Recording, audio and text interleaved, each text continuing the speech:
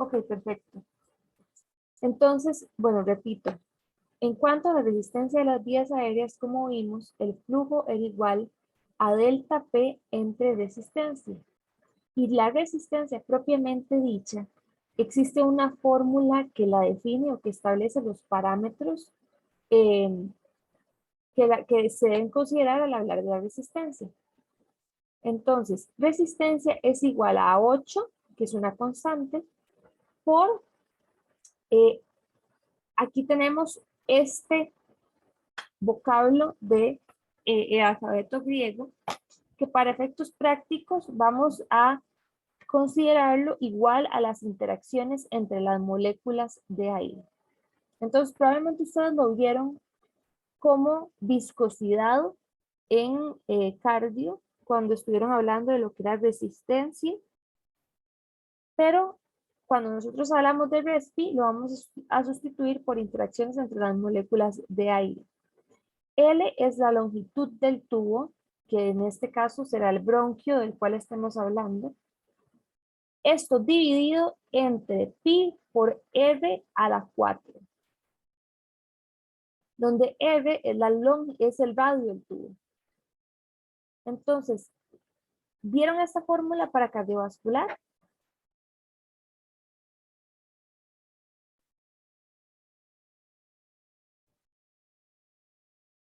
¿Nadie sabe si la vieron? Sí, profe, creo que sí. Ok. Entonces, ¿cuál elemento es más importante en toda esta fórmula? Pues el radio. ¿Por qué el radio? Porque el radio está elevado a la 4. Entonces, cualquier modificación que tengamos en el radio, su cambio es exponencial. Entonces, vean ustedes que el radio lo tenemos en el denominador. Es decir, si aumenta el radio, disminuye la resistencia. Y si disminuye el radio, aumenta la resistencia.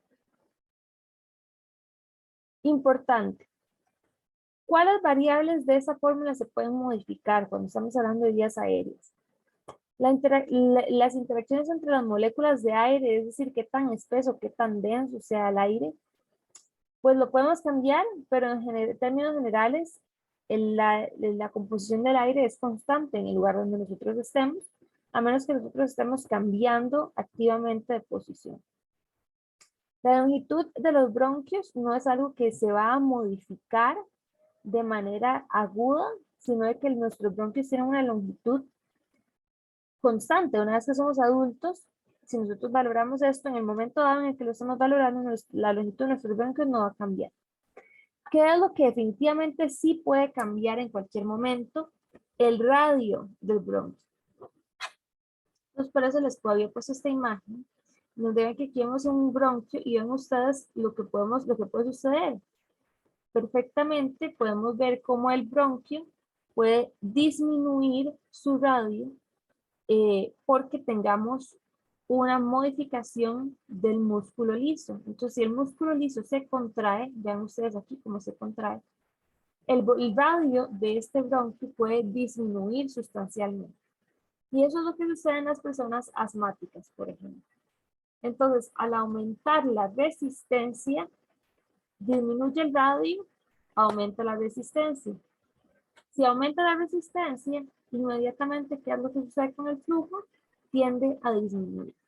Y ese es un ejemplo ideal de por qué a una persona, por ejemplo, asmática, se le dificulta la respiración o la inhalación cuando ellos hacen el esfuerzo inhalatorio. ¿Por qué? Porque tienen un aumento en la resistencia y por lo tanto el flujo de aire hacia el interior de los pulmones disminuye. ¿Dudas o preguntas?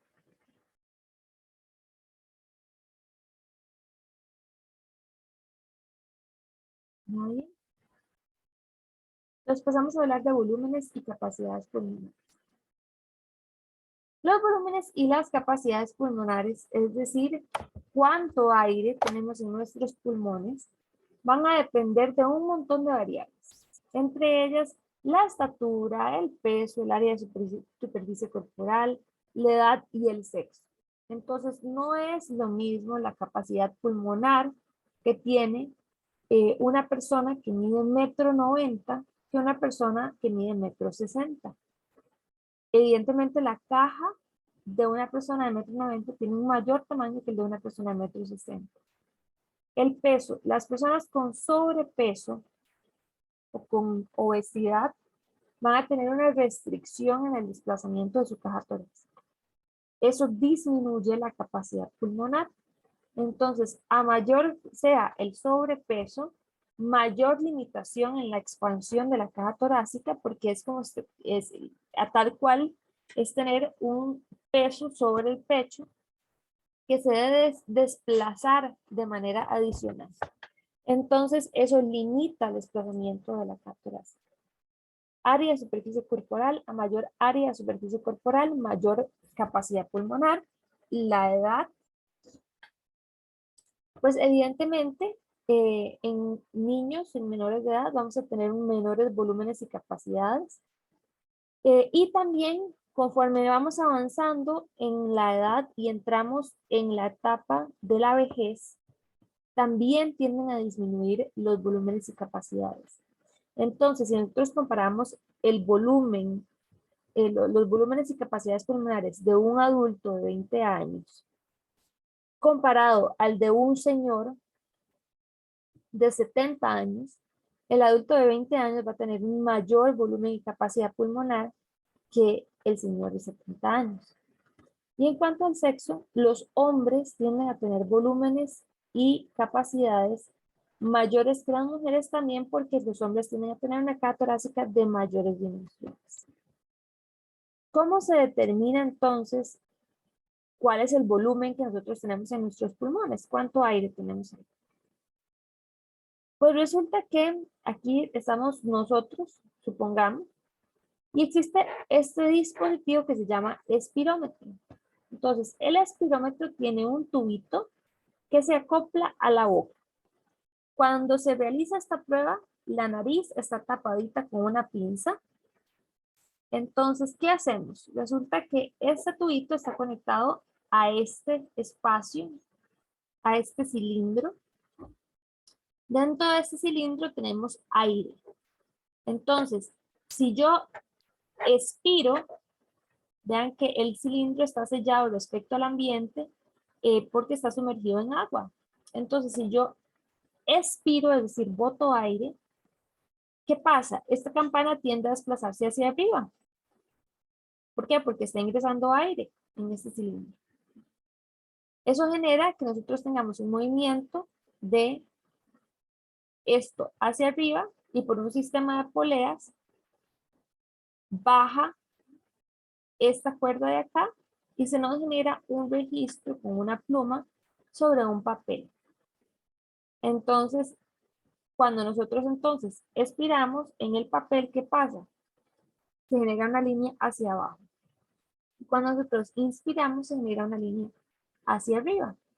Ahora, este papel que está aquí tiene una escala que nos permite ver cuál es el valor en mililitros que fue desplazado cuando nosotros realizamos la inspiración.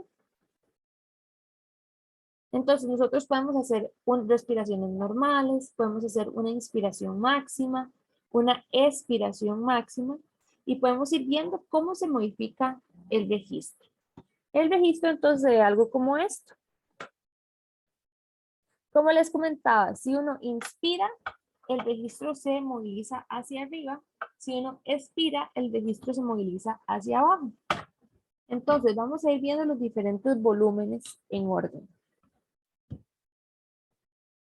Si nosotros estamos respirando normalmente, el volumen que se genera es el volumen corriente o volumen tidal.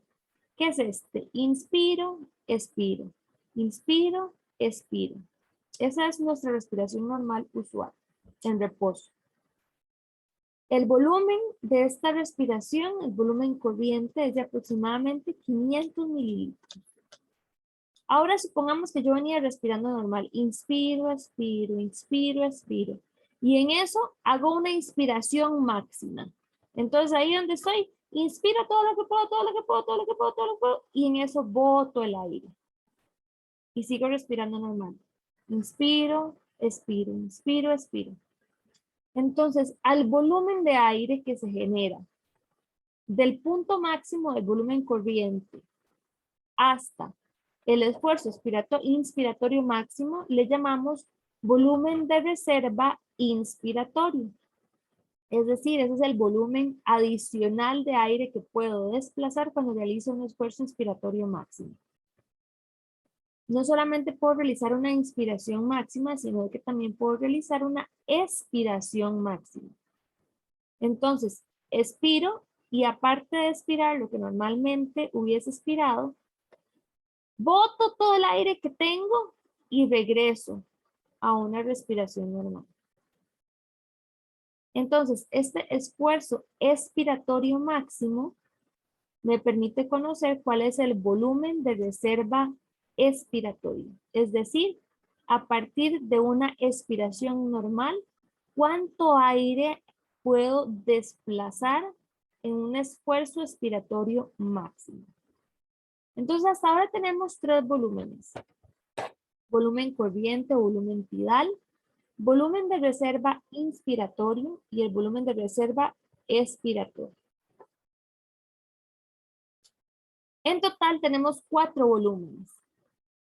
El volumen que hace falta es el volumen corriente, el volumen residual, que diga, perdón. El volumen residual es el volumen de aire que permanece en los pulmones y que no es posible sacar. Entonces, por más que ustedes hagan su mayor esfuerzo y ustedes intenten botar todo el aire que ustedes tienen en sus pulmones, hay un volumen de aire que ustedes nunca van a poder sacar y que siempre va a estar en sus pulmones. Entonces, a eso le llamamos el volumen residual. Ahora, resulta que nosotros hemos estado haciendo respiraciones normales, hicimos una inspiración máxima, una expiración máxima, pero eso nos permite medir cuál es el volumen que queda en los pulmones. No lo podemos saber. Con el espirómetro, lo único que podemos saber es cuál es el volumen que podemos desplazar. Pero no podemos saber cuál es el volumen que queda en el pulmón. Entonces, esa es una limitante de esta técnica. Yo nunca voy a poder saber cuál es el volumen residual. El volumen de reserva inspiratorio normalmente decimos que es de 3 litros. El de reserva expiratorio aproximadamente 1,5 y el volumen residual es entre 1 y 1,2 litros. Estos valores no son fijos. Estos valores van a cambiar de persona a persona. Siempre van a ser una completa variable dependiendo de si la persona está sana, si está enferma, si es un hombre, si es una mujer, si es muy alto o alta, si es muy bajito o bajita. Entonces, eso es una sugerencia para el hombre prototipo, un hombre de 20 años aproximadamente, sano. Ahora, ¿qué son las capacidades? Las capacidades son la suma de distintos volúmenes. Entonces, la capacidad residual funcional va a ser la suma del volumen residual y el volumen de reserva expiratoria. Estos dos me dan la capacidad residual funcional. La capacidad vital va a ser la suma del volumen de reserva expiratorio, el volumen corriente y el volumen de reserva inspiratoria. Todo eso va a ser la capacidad vital. La capacidad inspiratoria es la suma del volumen corriente más el volumen de reserva inspiratorio y la capacidad pulmonar total va a ser la suma de todos los 4 volúmenes. El volumen de reserva inspiratorio, el volumen corriente o tidal, el volumen de reserva expiratorio y el volumen residual. Entonces, aparte del volumen residual, pues ¿qué capacidades no podríamos medir con el espirómetro? No podemos medir con el espirómetro la capacidad residual funcional, porque la capacidad residual funcional considera el volumen residual y tampoco podríamos medir con el espirómetro la capacidad pulmonar total, porque también considera el volumen residual. Para conocer la capacidad pulmonar total y el volumen residual existen fórmulas. que nos permiten extrapolar esos valores. Y ustedes las van a ver en el laboratorio de respirometría. ¿Dudas o preguntas hasta ahora?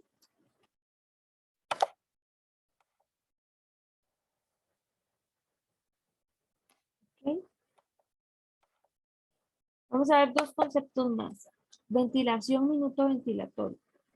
¿Qué es el volumen minuto ventilatorio? Te digo. Va a ser el volumen total de aire que nosotros podamos ingresar o sacar de los pulmones en un minuto. ¿Cómo hago para saber eso? Muy fácil. Multiplico el volumen corriente por la frecuencia respiratoria. Entonces, la cantidad de aire que yo desplazo respirando usualmente, lo multiplico por la frecuencia respiratoria, que son la cantidad de respiraciones por minuto que nosotros tengamos. Y listo, vamos a ver cuál va a ser el volumen. Entonces yo digo que 500 mililitros es el volumen corriente usual, lo multiplico por una frecuencia respiratoria de 10 respiraciones por minuto, se me cancelan las respiraciones y me quedan 5.000 mililitros por minuto, lo que son igual a 5 litros por minuto. Entonces esto es mi volumen ventilatorio. Minuto. Ahora, si yo quiero saber cuánto de este volumen efectivamente llegó a los alvéolos, lo que tenemos que ver es cuál es el volumen efectivo que realmente llega a esa zona de intercambio. Y para conocer eso, al volumen corriente, le restamos el volumen del espacio muerto anatómico que vimos al inicio de la clase la semana pasada. Entonces, el espacio muerto anatómico dijimos que era de 150 mililitros, que era esa zona en la cual no se daba intercambio gaseoso, sino de que únicamente teníamos desplazamiento del volumen de aire a través de la vía respiratoria. Entonces, si mi volumen corriente fuera, por ejemplo, de 500 mililitros, le resto aproximadamente 150 mililitros del espacio muerto anatómico que vimos, y esto lo multiplico por 10 respiraciones por minuto, que es la frecuencia cardíaca, la frecuencia respiratoria que estamos utilizando para el ejemplo, y eso nos da más bien 3.500 mililitros por minuto. Eso quiere decir que de los 5.000 mililitros por minuto que nosotros estamos respirando, únicamente 3.500 están llegando a los alvéolos de manera efectiva. ¿De dónde viene este valor de 150 mililitros para el espacio muerto anatómico? Nosotros decimos que este valor se corresponde aproximadamente a 1 mililitro por cada libra de peso. Entonces, usualmente utilizamos los valores estándar y decimos, bueno, un adulto de 150 libras.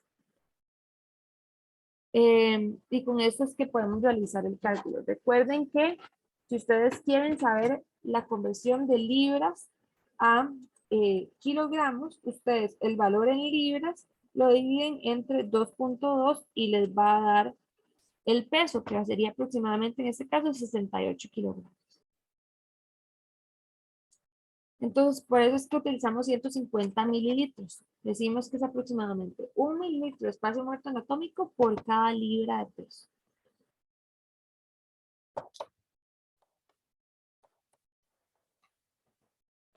Tengo alguien en mi chat me escribió.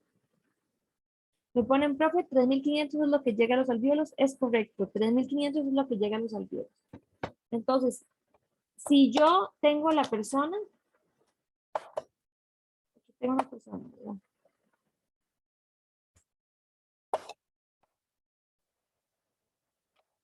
Y esta persona aquí tiene su vía respiratoria.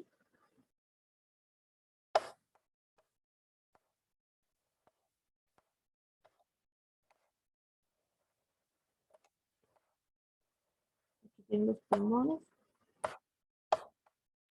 Y estos bronquios se van a dividir y se van a dividir. Y supongamos que hasta aquí tenemos alvéolos. Entonces, ¿qué es lo que yo hago? Yo digo, ¿cuánto es el volumen que me llena el espacio desde donde empiezan los alvéolos hasta la boca? Todo este espacio, que lo voy a poner en otro color.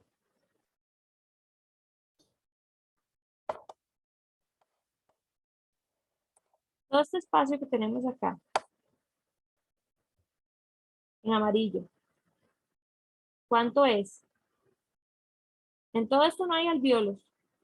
Entonces, ¿cuánto es este espacio? Nosotros decimos que aproximadamente esto va a ser 1 mililitro por libra de peso. Entonces, en términos generales, estamos asumiendo 150 mililitros. Yo digo, del total que ingresó, otra vez otro color, vamos a ver. Entonces, del total que ingresó a todo este pulmón, yo le quito esto que está acá en amarillo, que son los 150 aproximadamente. Entonces, ¿qué es lo que está ingresando en cada respiración? El volumen corriente. El volumen corriente dijimos que era aproximadamente 500. Entonces, a los 500 que ingresa en cada respiración, le quito estos 150 que en cada respiración se me quedan aquí en el camino y eso me va a dar el valor que efectivamente va a estar ingresando a esta zona que tiene los alvéolos. Eso me da 350. Y eso es 350 que ingresa en cada respiración. Esto lo multiplico por la cantidad de respiraciones que tengamos, que en este ejemplo eran 10, y me va a dar los 3500.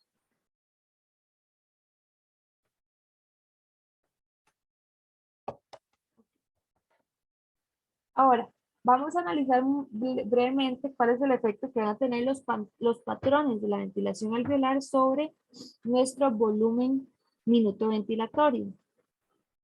Vean ustedes, ¿qué pasa si tenemos un volumen corriente de 150? Pero tenemos una frecuencia respiratoria altísima de 40. Altísima. Una persona que está hiperventilada. Eso nos va a dar a nosotros un volumen minuto ventilatorio de 6.000 mililitros por minuto. Pero, esto, ¿cómo calculamos esto? 150 por 40. Pero, ¿qué pasa si nosotros vemos cuál va a ser el espacio muerto anatómico? Y asumimos un espacio muerto anatómico de 150 mililitros. Y ahí pues resulta que 150 por 40 me da 6.000 otra vez mililitros por minuto. Es decir, ¿cuánto me está llegando de manera efectiva a los alvéolos? Nada. Ese aire no está llegando a los alvéolos. Lo estamos únicamente desplazando en nuestra vía respiratoria. Veamos un segundo ejemplo. Entonces vean que esas son respiraciones un poco profundas, muy superficiales, con una frecuencia muy aumentada. Ahora supongamos que tenemos un volumen corriente de 500 mililitros y tenemos una frecuencia respiratoria de 12. Disminuyó la frecuencia respiratoria. Nos da nuevamente un volumen minuto ventilatorio de 6.000 mililitros por minuto. ¿Cuál es el espacio muerto anatómico? 150 lo multiplicamos por 12 y nos da que va a ser 1.800 mililitros por minuto. ¿Eso qué quiere decir? Que nuestro volumen minuto ventilatorio alveolar va a ser efectivo y vamos a tener 4.200 mililitros que van a estar ingresando al espacio alveolar. Ahora vean ustedes el siguiente ejemplo. Tenemos también un volumen corriente de 1.000. O sea, esta es una inspiración súper profunda, súper profunda. Y solamente estamos teniendo 6 respiraciones por minuto. Una respiración profunda y poquitas respiraciones por minuto. Nos da el mismo volumen ventilatorio minuto. Si nosotros calculamos cuál es el espacio muerto anatómico, y decimos que es de 150 por 6, que es la frecuencia respiratoria, nos da que es únicamente 900 mililitros por minuto. Y si nosotros calculamos el volumen minuto ventilatorio alveolar, nos da que es de 5.100 mililitros por minuto. Entonces, ¿esto qué nos muestra?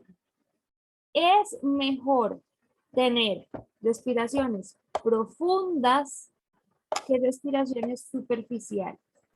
Respiraciones profundas van a compensar de manera más adecuada y por lo tanto el volumen que va a llegar de manera efectiva al alveolo tiende a ser mayor. Entonces, si tenemos que hacer un esfuerzo ventilatorio, ¿qué es mejor? ¿Aumentar la frecuencia respiratoria de manera desproporcionada o aumentar la profundidad de la respiración? Es mejor aumentar la profundidad de la respiración que aumentar la frecuencia respiratoria.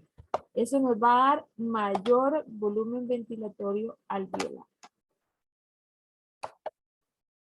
¿Dudas o preguntas?